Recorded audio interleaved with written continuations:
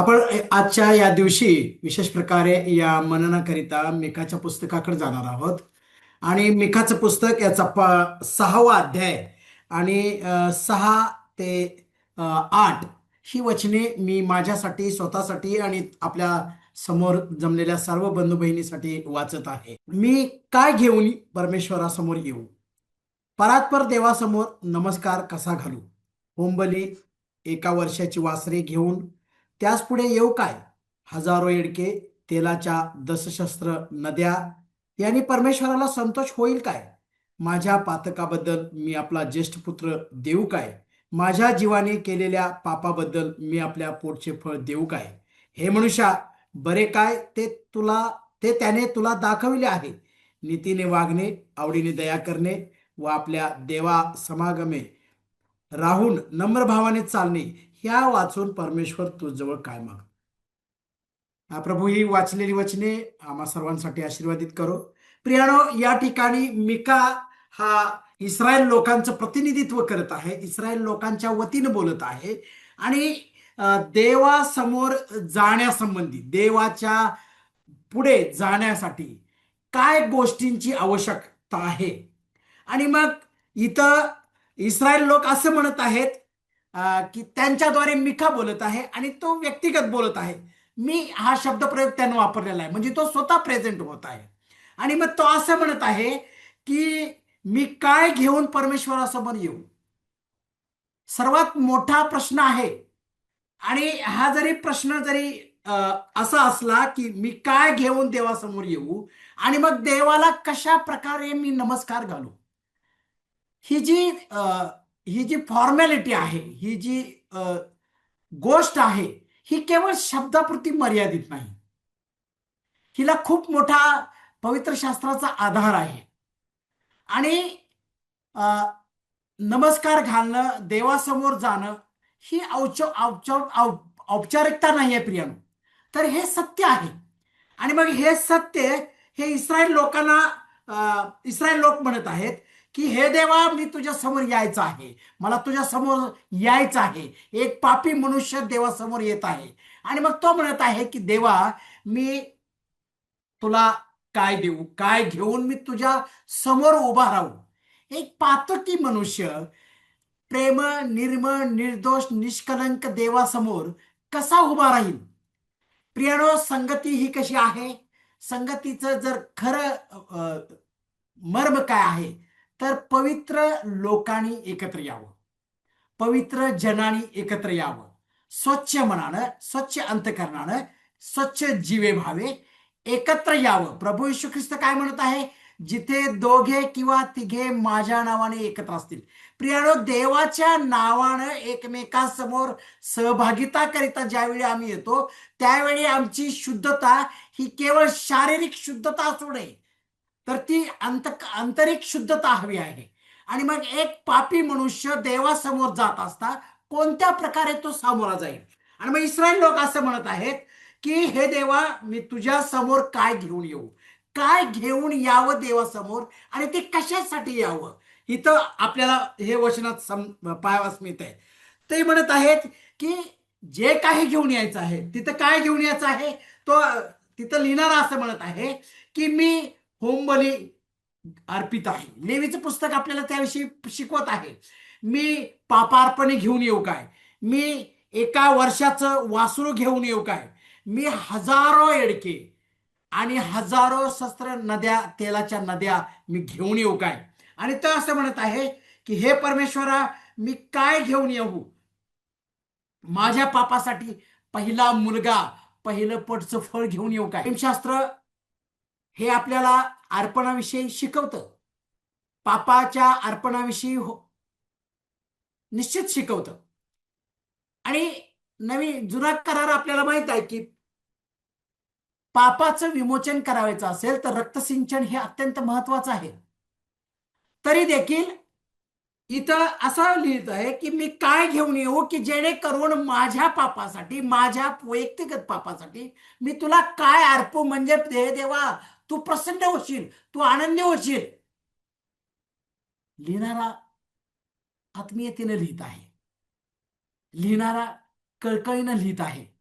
लिहिणारा जीवेभावे लिहित आहे, पण ही एका जगिक माणसाची इच्छा आहे. आणि मग मनुष्य काय करतो की आपल्या पापाबद्दल बहुमूल्य आहे हे सहस्र नद्या, तेलाच्या कुप्या, प्रथम पोटफळ, जे काही मनुष्य देवासमोर अर्पण करतो ते त्याच्या दृष्टिकोनातून अत्यंत मौल्यवान आहे, अत्यंत किमती आहे, अत्यंत ते काय म्हणतात की खूप मूल्य देऊन घेतलेले अशा वस्तू मी तुझ्या समोर देऊ काय? पण देव या सर्व गोष्टींचं उत्तर वचन 8 मध्ये देतो. जो प्रश्न लिखाणकर्त्यानं लिहिलेला आहे, इस्रायल लोकांच्या साक्षीनं, इस्रायल लोकांच्या वतीनं मिका लिहित आहे. मग देव काय म्हणत आहे? देव म्हणत आहे 8व्या वचनामध्ये, हे मनुष्या, हे माणसा, मी बरे काय ते त्याने तुला दाखविले आहे. नीतीने वागणे, आनंदीने दया करणे, आनंदाने दया करणे आणि आपल्या देवासमोर नम्रतेने चालणे. 3 गोष्टी देवाला अपेक्षित आहेत आणि हे अत्यंत महत्वाचं आहे. आम्ही पाहतो की जुन्या करारामध्ये ह्या सर्व गोष्टीविषयी लिहिलेलं आहे, पण ह्या गोष्टी, जुना करार ह्या अर्पणाविषयी अपूर्णता दर्शवितो. हे सर्व जी अर्पणे आहेत, ही अर्पणे एका मनुष्याला देवासमोर निर्दोष ठरवण्यासाठी, निष्कलंक ठरवण्यासाठी, पापमुक्त ठरवण्यासाठी अपूर्ण आहेत. आणि मग ही अपूर्ण जरी घेऊन गेलो आपण, मग तो काय म्हणत आहे की ही जी अपूर्णता आहे, ही जी एक अपूर्णता आहे, ती आपल्याला नव्या करारामध्ये पूर्ण झालेली आपल्या पाहास मिळते. देव केवळ आमच्या जगिक गोष्टीचा, जगिक श्रीमंतीचा, जगिक मौल्यवान वस्तूचा भुकेला नाही आहे प्रियानो. आज जर आम्ही स्थिती पाहिली, आज आमच्या चारी बाजूला जर पाहिलं, एक उदाहरण म्हणून पहा, आज सत्य परिस्थिती आहे, जी मंदिर आहेत, मंदिरांची, जरी ती विधर्मी मंदिर असलीत, जरी ती ख्रिस्ताला न ओळखणाऱ्या लोकांची एकत्रित येण्याचं ठिकाण असलं, जरी ते मूर्तीला वाहिलेलं अर्पण असलं, तरी आपण त्याच्याकडे बारकाईनं बघू, काय अवस्था आहे, काय सत्यता आहे. भरपूर संपत्ती सोबाजूला त्या मंदिरामध्ये पसरलेली आहे प्रियानो. भरपूर मौल्यवान वस्तू आपल्यावर वर्तमानपत्राच्या द्वारे, वेगवेगळ्या इलेक्ट्रॉनिक माध्यमाच्या द्वारे आपल्या कानावर पडत आहे. देवासमोर इतकी देणगी दिली, तितकी देणगी दिली, एवढ्या मौल्यवान वस्तू दिल्या, अमुक दिलं, तमुक दिलं.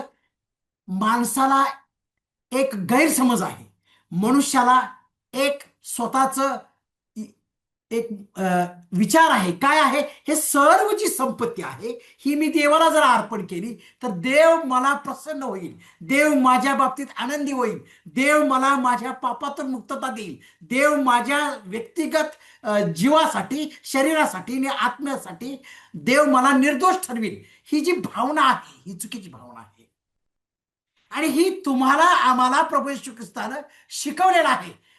जुन्या कराराची जी शिकवण आहे, त्याला समांतर शिकवण जर बघितली तर आपण नव्या करारामध्ये देखील पाहतो. नव्या करारामध्ये, मत्तयाच्या पुस्तकामध्ये 9:13 मध्ये प्रभू येशू ख्रिस्त म्हणतो, मी कशाचा भुकेला आहे? मी ह्या यज्ञांचा भुकेला नाही, मला आंतरिक यज्ञाचा मी भुकेला आहे. मत्तय वर्तमान याचा 9वा अध्याय 13वा अध्याय आणि 9:13 यामध्ये प्रभू येशू ख्रिस्त समांतर शिकवण शिकवत आहे. त्याचबरोबर नवीन कराराच्या मंडळीला पाऊल देखील लिहित आहे. पाऊल 12:1 मध्ये काय लिहित आहे आपण वाचूया ती 2 वचने. पाऊल मत्तय वर्तमान याचा 9वा अध्याय, एकच मिनिट, 9वा अध्याय आणि 13 वचन. आपण ती वचने वाचू प्रियानो, महत्वाची वचने आहेत.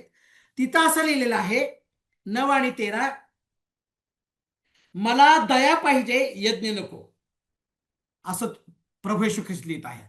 त्यानंतर आपण रोमच्या पुस्तकात जाऊ आणि तिथं पाऊल मंडळीला काय लिहित आहे, तिथं असं लिहित आहे, पाऊल मंडळीला लिहित आहे, बंधुजन म्हणून बंधुजन हो, मी देवाच्या कृपेमुळे तुम्हाला विनंती करतो की आपली शरीरे जिवंत, पवित्र व देवाला ग्रहणीय यज्ञ म्हणून समर्पण करावी. आणि ही तुमची आध्यात्मिक सेवा आहे. देवाची उत्तम, ग्रहणीय व परिपूर्ण इच्छा काय आहे हे तुम्ही समजून घ्यावे. म्हणून या युगाबरोबर समरूप होऊ नका, तर आपल्या मनाच्या नवीनीकरणाने स्वतःचे रूपांतर होऊ द्या. प्रियानो, देव ह्या सर्व भौतिक गोष्टीचा भुकेला नाहीये. आणि नवीन कराराच्या लोकांना देखील ही शिकवण आहे की आंतरिक शुद्धता आमच्या दृष्टिकोनातून महत्वाची आहे. आणि ही आंतरिक शुद्धता आपल्याला देवाने दिलेली आहे. प्रभू येशू ख्रिस्ताच्या द्वारे आम्हाला ही आंतरिक शुद्धता करण्यासाठी देवानं स्वतः आपला प्रियपुत्र राखून न ठेवता दिला.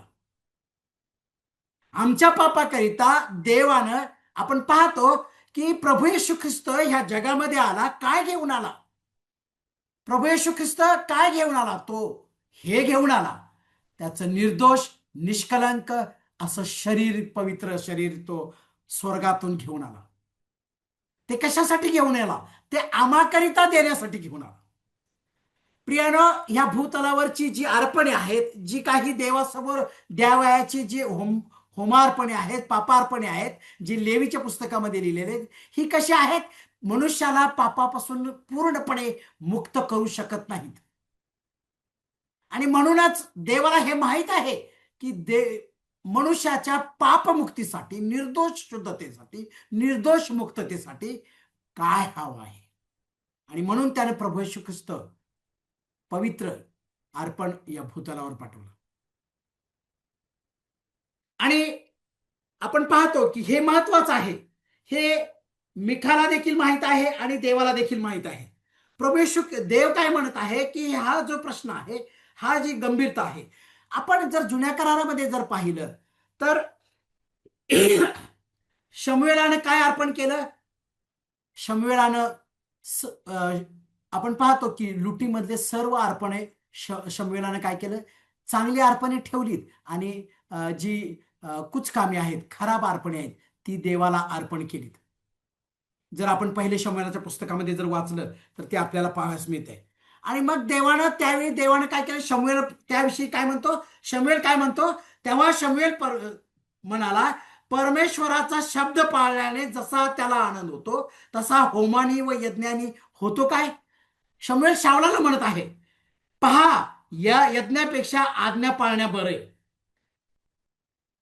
येडक्याच्या वस्तूपेक्षा वचन ऐकणे बरे.